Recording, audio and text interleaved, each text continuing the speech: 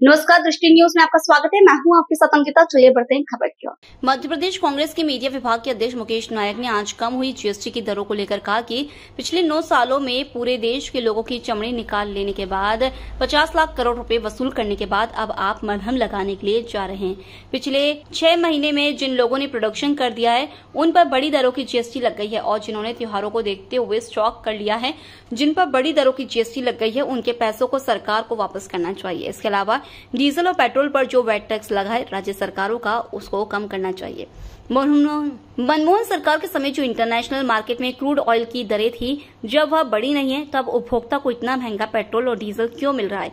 Diesel और petrol के दाम बढ़ने से एग्रीकल्चर उत्पादन की उत्पादन लागत बढ़ रही है, ट्रांसपोर्टेशन कास्ट बढ़ गई है। प्रत्येक दिशा में महंगाई पर इसका असर हुआ है। इसलिए डीजल और पेट्रोल पर जो आप वैट टैक्स ले रहे हैं उसे आप कम करिए। पिछले 9 सालों में पूरे देश के लोगों की चमड़ी निकाल लेने के बाद 50 लाख करोड़ रुपए वसूल करने के बाद अब आप मलहम लगाने के लिए जा रहे हैं।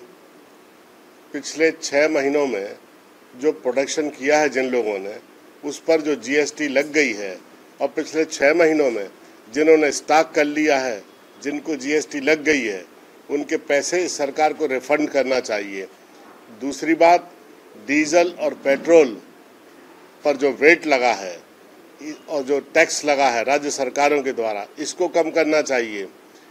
मनमोहन सिंह जी की सरकार में इंटरनेशनल मार्केट में जो क्रूड ऑयल की जो प्राइस थी, जब वो बड़ी नहीं है तो उपभोक्ता को इतनी बड़ी दामों पर डीजल और पेट्रोल क्यों दे रहे हैं?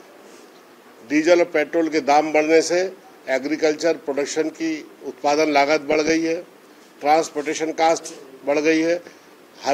प्रत्येक दिशा में महंगाई पर इसका असर हुआ है। इसलिए डीजल और पेट्रोल पर जो आप वेट टैक्स लगा रहे हैं और जो टैक्स लगा रहे हैं, इसको आप कम करिए।